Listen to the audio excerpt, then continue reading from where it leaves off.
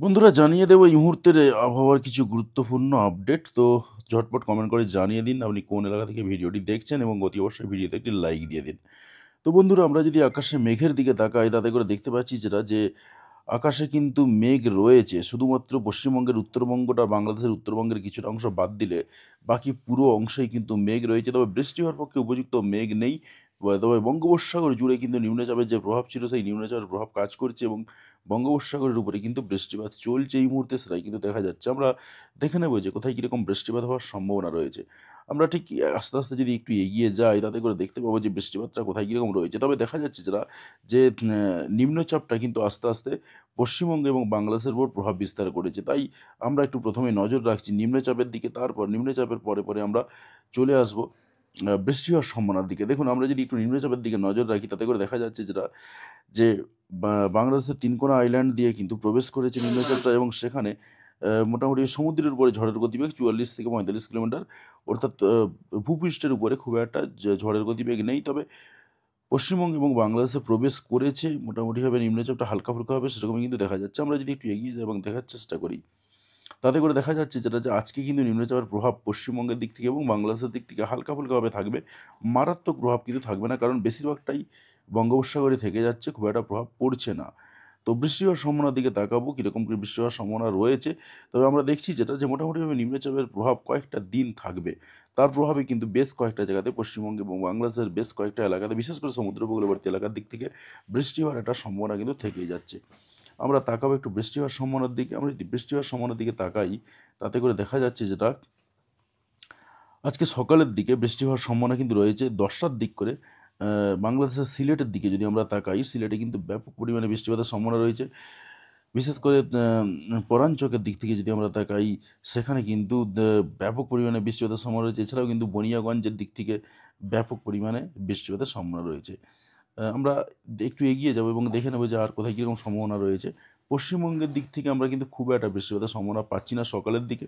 তবে একেবারে বৃষ্টিপাত নেই এমনটা নয়। তবে হালকা-ফুলকা বৃষ্টিপাত রয়েছে পশ্চিম মেদিনীপুরের দিক থেকে এবং ঝাড়গ্রামের দিক থেকে একটু আধটু বৃষ্টিপাত রয়েছে। তাও ২-১ টা জায়গাতে বৃষ্টিপাত হওয়ার চান্স কিন্তু রয়েছে। বাকি অন্যান্য জায়গাতে কিন্তু খুব একটা বৃষ্টিপাত হবে না।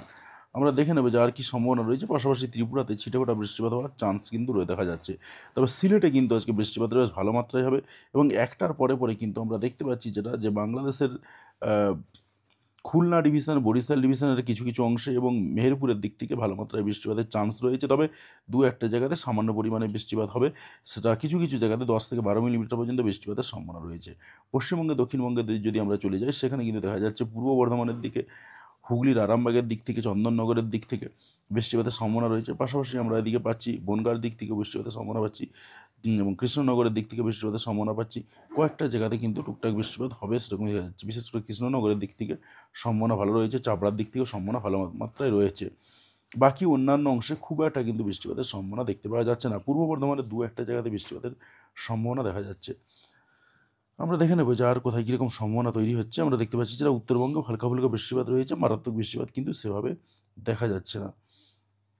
আমরা দেখে নেব যে আর কি সম্ভাবনা তৈরি হচ্ছে।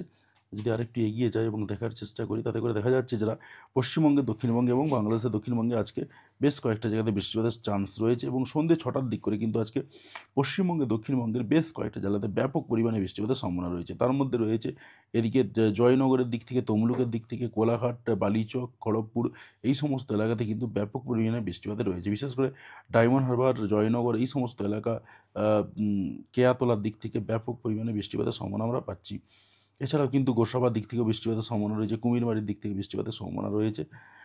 আমরা যদি এদিকে তাকাই সৈয়দপুরের দিক থেকে, তমলুকের দিক থেকে সেখানেও কিন্তু বৃষ্টিপাত, শ্যামপুরের দিক থেকে, তমলুকের দিক থেকে, কোলাঘাটের দিক থেকে সেখানেও কিন্তু বৃষ্টিপাত রয়েছে। এছাড়াও পাঁশকুড়া, বালিচক, বিংলা, সবং, খড়গপুর এই সমস্ত এলাকাতেও কিন্তু আ বৃষ্টিপাত হবে। এমনকি গোয়ালতোড়ের দিক থেকেও কিন্তু আমরা বৃষ্টিপাত পাচ্ছি।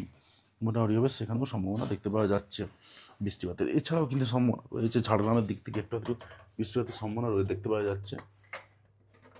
তো আমরা আরেকটু এগিয়ে যাবো এবং দেখার চেষ্টা করবো যে আর কি সম্ভাবনা তৈরি হচ্ছে।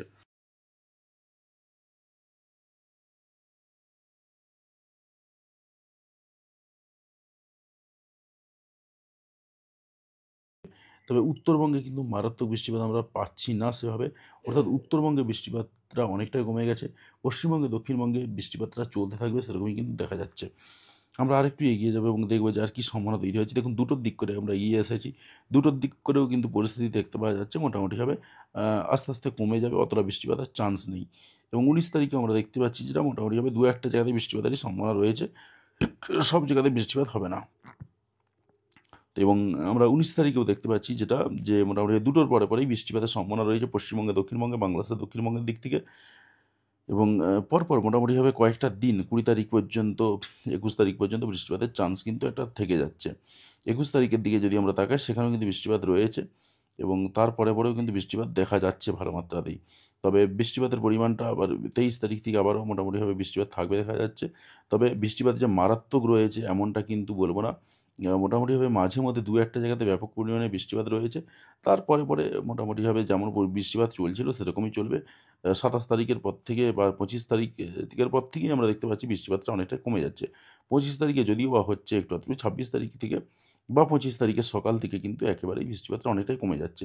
তবে পরবর্তীকালে হয়তো আবারও আসতে পারে, সেদিকে আমরা নজর রাখবো। তো যাই হোক বন্ধুরা, আশা করছি আপনি আপনার এলাকার পরিবেশ পরিস্থিতি বুঝতে পেরেছেন। তো অতি অবশ্যই কমেন্ট করে জানাবেন যে আপনি কোন এলাকা থেকে ভিডিওটি দেখলেন, এবং চ্যানেলে যদি নতুন হয়ে থাকেন সেক্ষেত্রে অতি অবশ্যই চ্যানেলটি সাবস্ক্রাইব করে নেবেন এবং পাশে আসা বেল বাটনটি অবশ্যই প্রেস করবেন পরবর্তী সময়ের ভিডিওর নোটিফিকেশনটি পাওয়ার জন্য। আর আপনি যদি ইতিমধ্যে সাবস্ক্রাইব করে থাকেন তাহলে আপনাকে অসংখ্য ধন্যবাদ ভিডিওটি দেখার জন্য।